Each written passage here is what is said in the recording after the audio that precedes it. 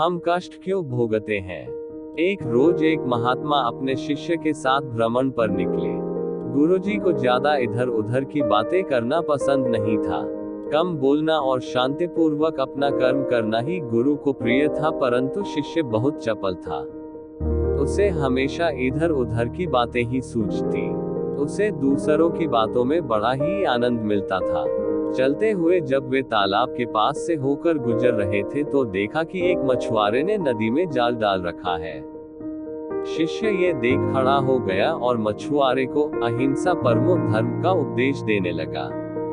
मछुआरे ने उसे अनदेखा किया, लेकिन शिष्य तो उसे हिंसा के मार्ग से निकाल लाने को उतारू ही था। शिष्य और मछुआरे के बीच झगड़ा शुरू हो गया।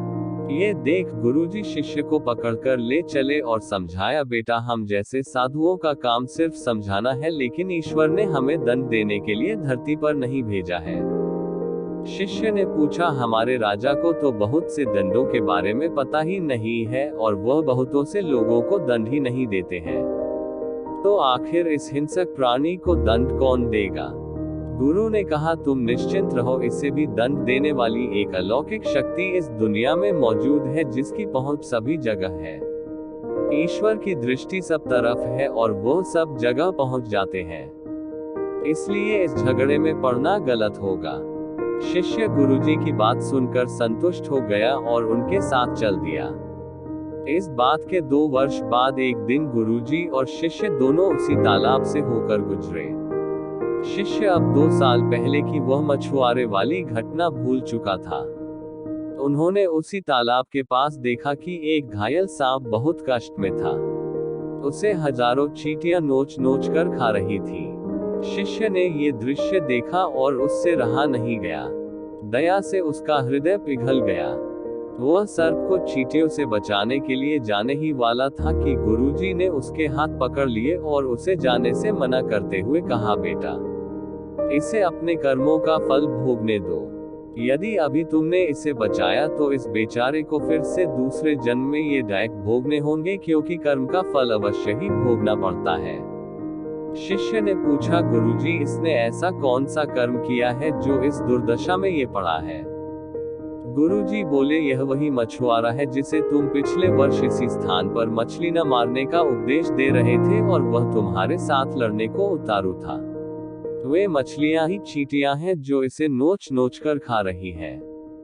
ये सुनते ही आश्चर्य में भरे शिष्य ने कहा, ये तो बड़ा ही विचित्र न्याय है। गुरुजी बोले, बेटा इसी लोक में स्वर्ग नरक के सारे दृश्य मौजूद हैं। हर क्षण तुम्हें ईश्वर के न्याय के नमूने देखने को मिल सकते हैं। चाहे तुम्हारे कर्म शुभ हो या अशुभ, उसका फल तुम्हें भोगना ही पड़ता है। इसलिए ही वेद में भगवान ने उपदेश देते हुए कहा है, अपने किए कर्म को हमेशा याद रखो, यह विचारते रहो कि तुमने क्या किया है, क्योंकि तुमको वह भोगना पड़ेगा। जीवन का हर क्षण कीमती है, इसे बुरे कर्मों में व्यर्थ न करो। अपने खाते में हमेशा अच्छे कर्मों की बढ़ोतरी करो, क्योंकि जैसे कर्म होंगे वैसा ही मिलेगा फल। इसलिए कर्मों पर ध्यान दो, क्योंकि ईश्वर हमेशा न्याय ही करता है। शिष्य बोला, गुरुदेव तो क्या अगर कोई दुर्दशा में पड़ा हो तो उसे उसका कर्म मानकर उसकी मदद नहीं करनी चाहिए। गुरुजी बोले, अवश्य करनी चाहिए। मैंने तुम्हें इसलिए रोका क्योंकि मुझे पता था कि वह किस कर्म को भुगत रहा है। साथ ही मुझे ईश्वर के न्याय की झलक भी तो तुम्हें दिखानी थी। मैंने मदद नहीं की क्योंकि मैं जानता था, लेकिन अगर मुझे इसका पता न होता और फिर भी मैं कष्ट में पड़े जीव की मदद न करता तो यह मेरा पाप होता। शिष्य गुरुजी की बात को अब सही अर्थ में समझने लगा था। जीवन उतना ही है जितना विधाता ने तय किया है। जो एक बार इस संसार में आया है उसे अवश्य ही जाना होगा, उसकी आयु सीमा